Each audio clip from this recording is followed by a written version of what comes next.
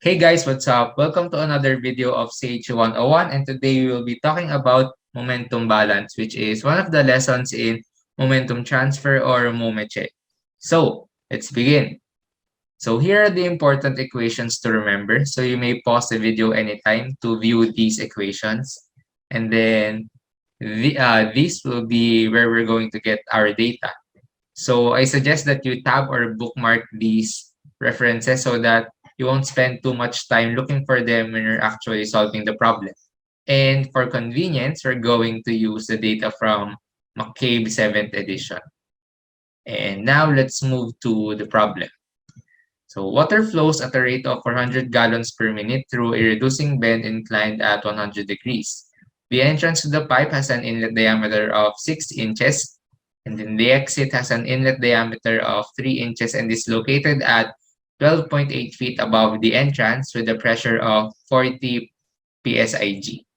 The loss coefficient may be taken as 0.75 of the highest velocity in the bend, and assume that water is maintained at 70 degrees Fahrenheit throughout the bend and that the pipe and the water together weigh 220 pounds. So determine the resultant force acting on the water.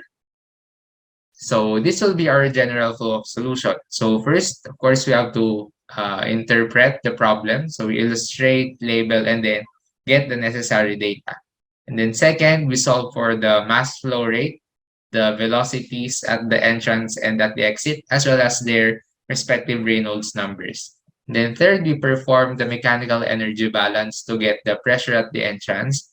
And then fourth, we perform momentum balances to get the forces along the x and y directions. And finally, we solve for the resultant force using the obtained forces from step 4. Okay, so let's now illustrate the problem. So we have a reducing bend at 100 degrees, so we can draw it like this.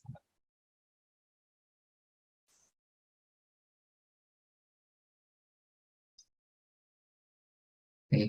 Then it says that water flows at a rate of 400 gallons per minute. So we write Q equals 400 GPM. And then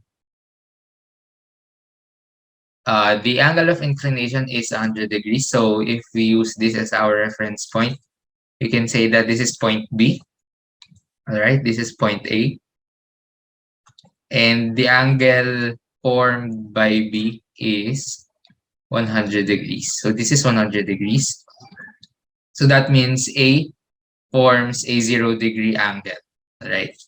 And then what else? The entrance to the pipe has an inlet diameter of 6 inches. So we can write dA equals 6 inches. But we don't know the pressure at the entrance. So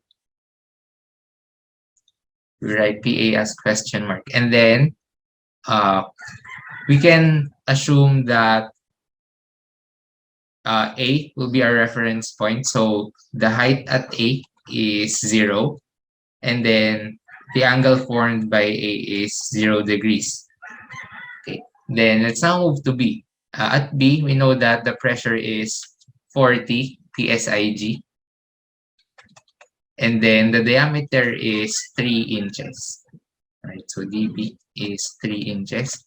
And then B, the exit point, is located 12.8 feet above the entrance. So ZB is equal to 12.8, and the angle formed is 100 degrees. Okay. And then we have our K equal to 0.75. Okay. Based on the highest velocity. So analyzing this bend, we know that the highest velocity should be at the exit since it's the section with the lowest diameter. So we can say that the frictional losses is equal to K VB squared over 2, right? And then water is maintained at 70 degrees Fahrenheit. So T H2O is equal to 70 degrees Fahrenheit. And at this temperature, looking at the references, we should get that the density is 62.30 pounds per cubic feet, and the viscosity should be 0.982 centipoa. Alright. And then lastly, we know that the mass of the water in the pipe is 220. So what will be the use of that? It will be used later for momentum balance. So for now, let's illustrate it as this. So there is a force uh, present due to the weight of the pipe and the water. Right. So that's M equals 120 pounds. All right. So before we proceed to step two, for convenience, let's convert some of the properties here. So for the volumetric flow rate of 400 gallons per minute, we can convert this to cubic feet per second. And from McCabe, the conversion factor is 1 cubic feet per second all over 448.83 gallons per minute. And this should give us, right, so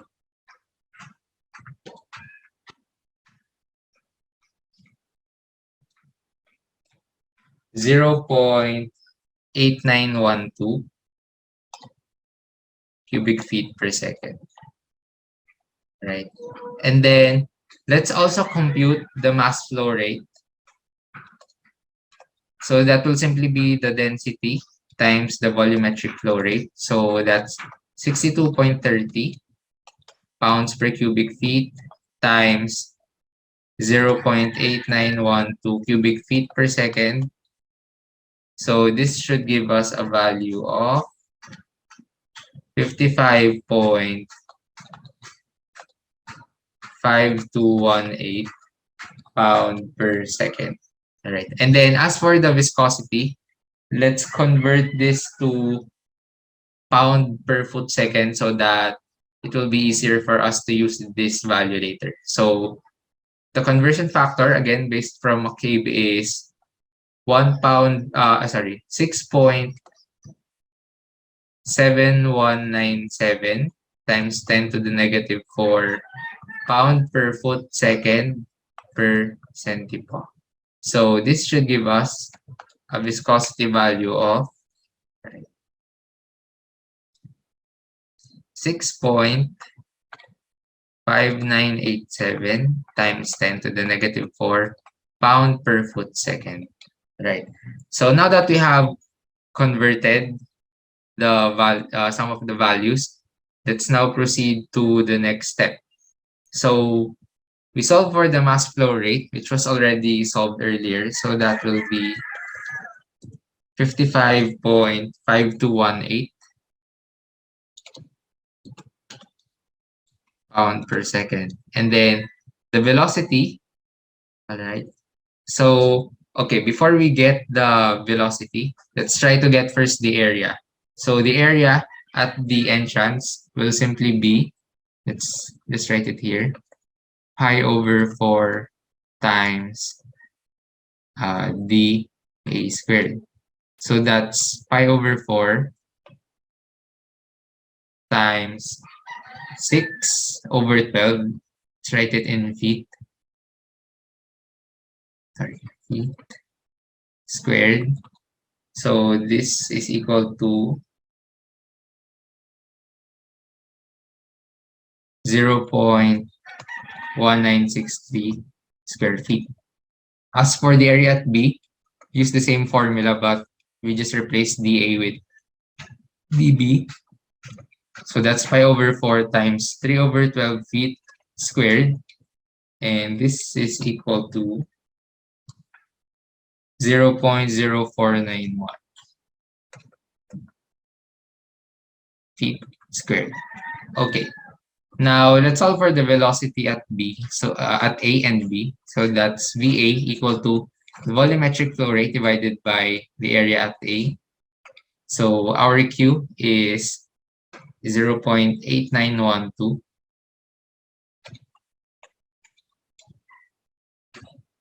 cubic feet per second divided by the area at A, which is 0.1963.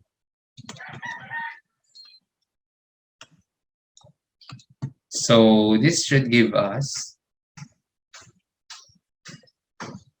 4.54 feet per second. As for VB, we use the same.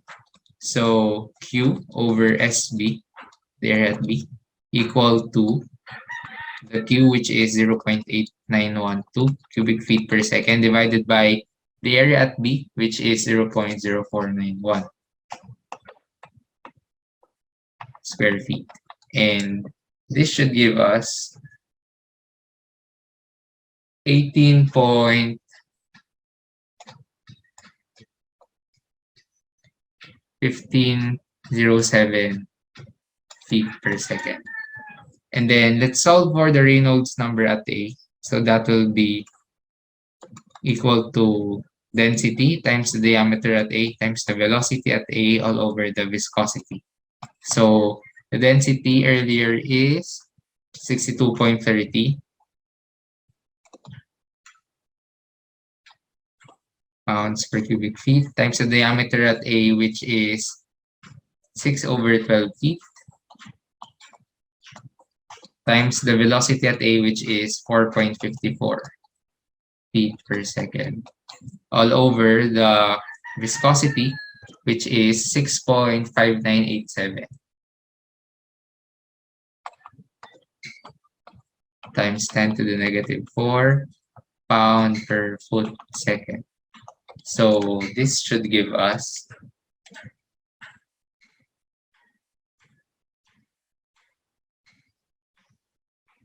114,360. And then we solve first for the Reynolds number at P, and then let's try to interpret the results later. So we use the same formula, but just replacing the properties of A with the properties of B, right?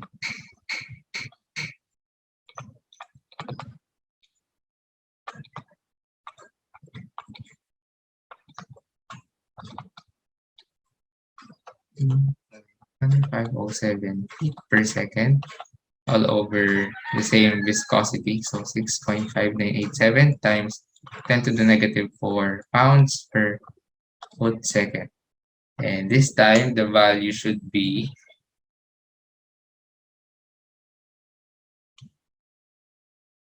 428,430.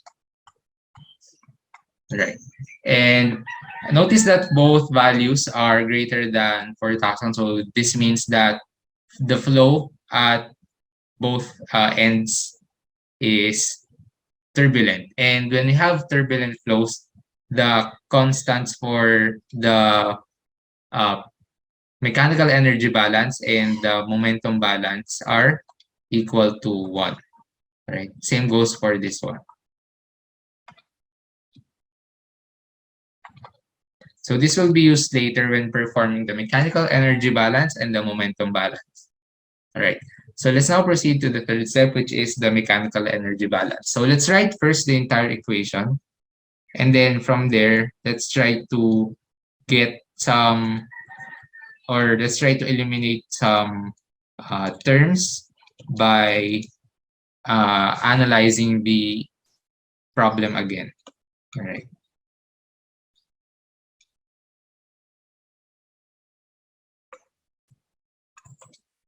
Right, so that will be our left side, and then at the right side, or at the exit, that will be the pressure at B over the density plus the elevation at B plus the kinetic energy term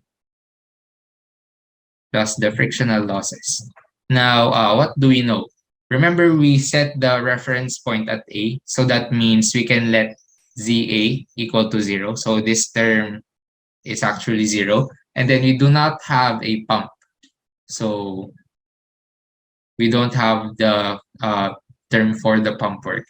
And then we know that our summation of frictional forces is just equal to K times VB squared over 2GC. So we can actually factor VB squared over 2GC so that the equation becomes more simplified. So the final equation would be PA over rho. Although, let's assume that the pressure at A is given in PSI. So we need to convert that to pound force per square feet by using this conversion factor, right? Plus, we know that our alpha A is 1. So we just write VA squared over 2GC equal to, okay, the pressure at B. Let's convert this also to pound force per square feet all over density plus ZB E over GC plus, let's factor out the VB squared over 2GC. So that will be VB squared over 2GC times the alpha B, which is 1, plus our K, which is 0.75. And now we're ready to substitute values. So again, we're looking for PA here. Since we don't have a pressure at the entrance. So this will be, okay, PA times 144, okay, all over the density, which is 62.30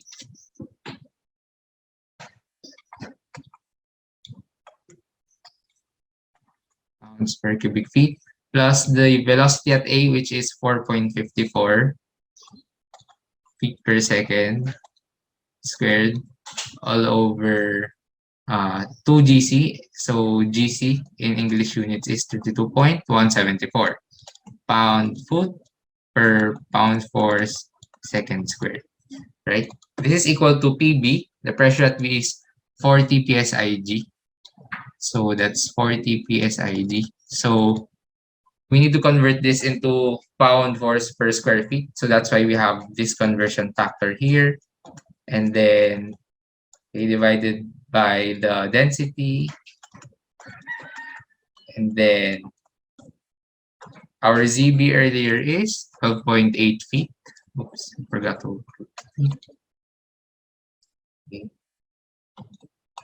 And then our G over GC in English units is 1 pound force per pound. Okay. Plus the VB squared.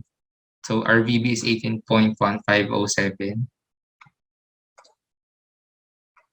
feet per second squared all over 2GC. So again, GC is the 32.174 pound-foot per pound force second squared. This is multiplied to 1 plus 0.75, or that's 1.75. And now let's solve for the pressure at the entrance. So that will be, just solve this one.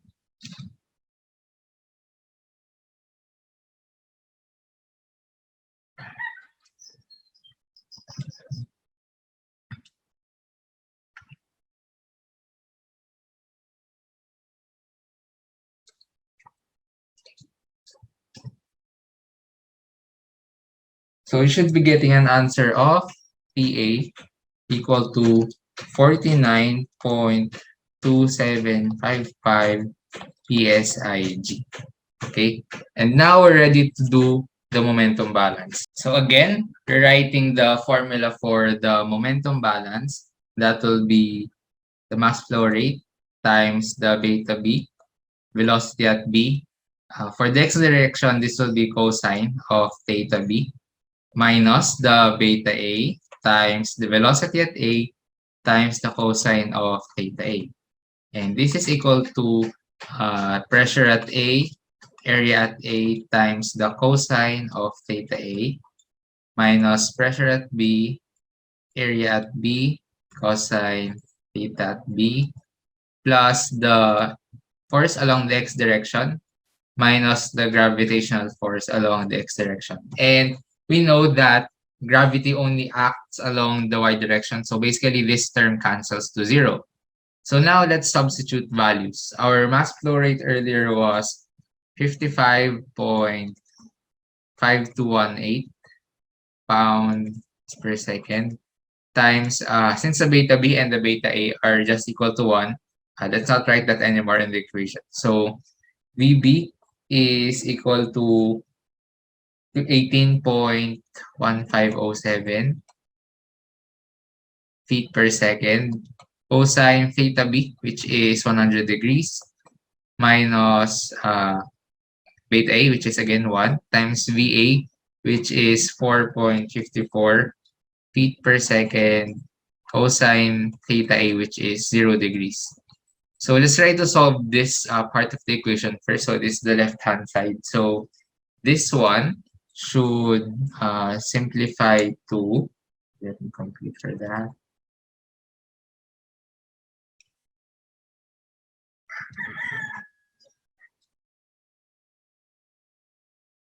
Negative 427.0646 pounds times feet per second squared. Now for the right hand side, so that's the PA. So that's 49.2755 PSIG. Okay.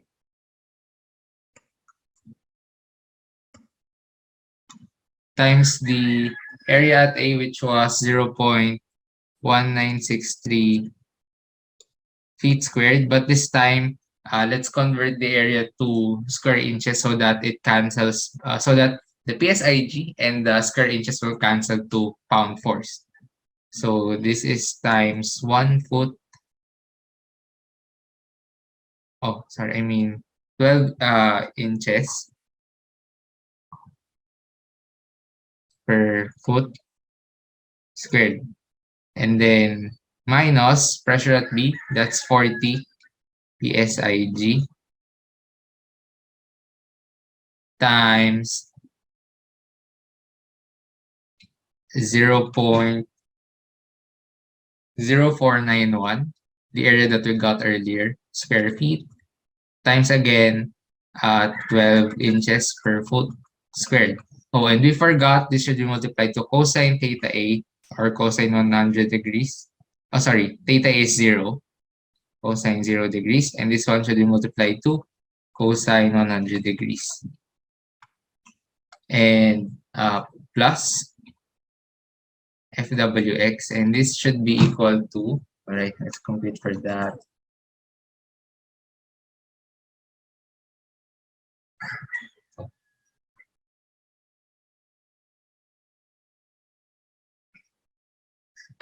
One four four one point 9909 pound force plus FWX. Okay, now we need to equate these two quantities, but they have different units. So let's try to convert this into pound force. So we multiply this by 1 over GC, or that's 1 over 32.174 pound foot per pound force second squared. So this should be equal to negative 13.2736 pound force. So now let's equate the two. We have negative 13.2736 pound force equals 1441.9909 pound force plus the force along X. So we should get the force along X equal to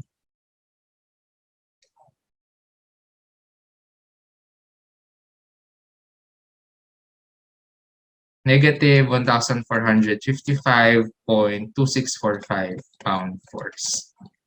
Right. As for the y direction, we use the same equation, but this time we will have a term for the FGY. So, right, let's write the equation. So this time we replace the cosine with the sine.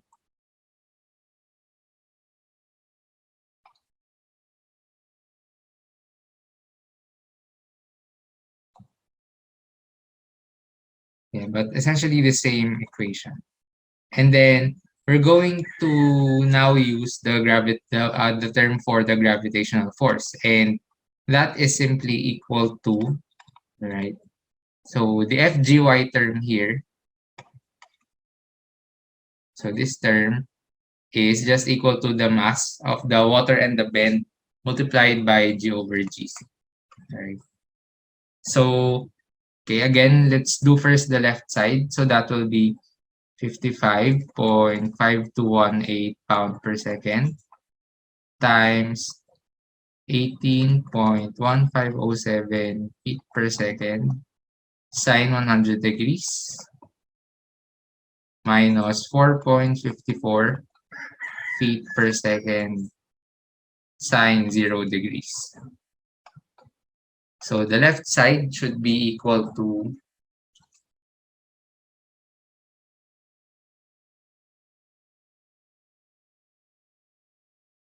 992.4494 pound foot per second squared. Again, we need to multiply this by 1 over GC to make the units into pound force, since that will be the unit of the right side. So multiply by 1 over 32.174 pound foot per pound for second squared. So this should be equal to 30.8463 pound force. As for the right side of the equation, so we use the same expression here, just change the cosines into sines. So 49.2755 PSIG times 0.1963 square feet times uh, 12 inches per foot squared sine 0 degrees minus 40 PSIG times 0.0491 square feet times 12 inches per foot squared sine 100 degrees plus FWY minus the mass, which was 220 pounds, and times G over GC. So that will be 1 pound force per pound. All right, and this should be equal to, all right, let me compute for that.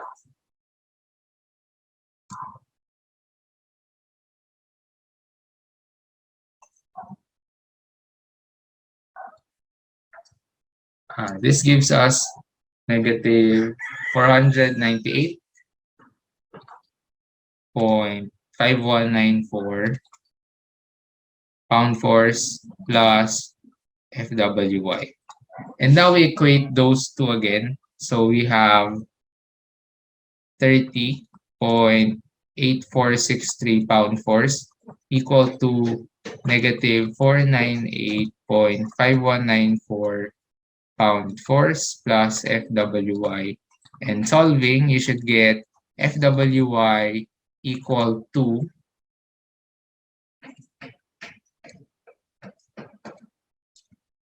529.3657 pound force.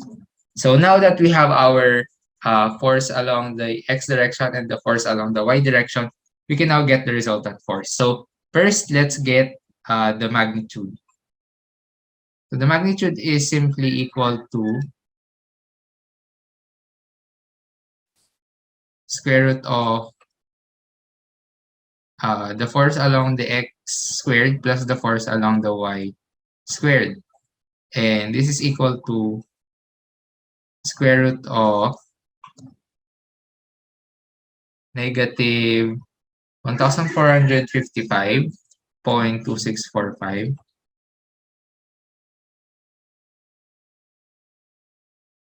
pound force squared plus 529.3657 squared pound force squared. And this should give us a value of, compute for that, 1455 plus 529 squared. 1,548.5551 pound force. For the angle, if we try to draw the force, alright, so the angle will simply be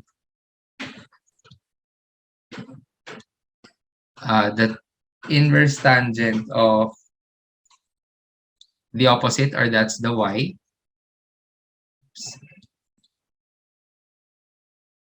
all over the adjacent, or the x. Since if you try to draw the force, okay, it will look like this. So the force along the x direction is again negative 1,455. So you can say that it's this. So this is the force along x. And the force along the y is 529. Okay.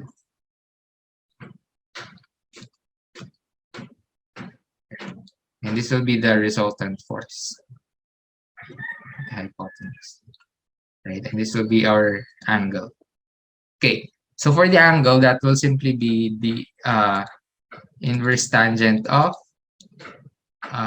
FWY is 529.3657 all over 1,455.2645 pound force.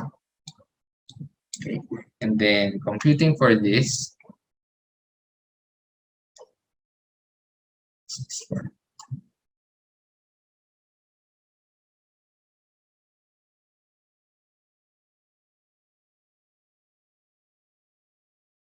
the value of theta should be 19.9893 degrees. But if you look at the drawing, okay, we can express the angle as this. So this will be 19.9893 degrees from the second quadrant. Or if you want to express it in terms of, say, the of this angle, we simply subtract it by 180.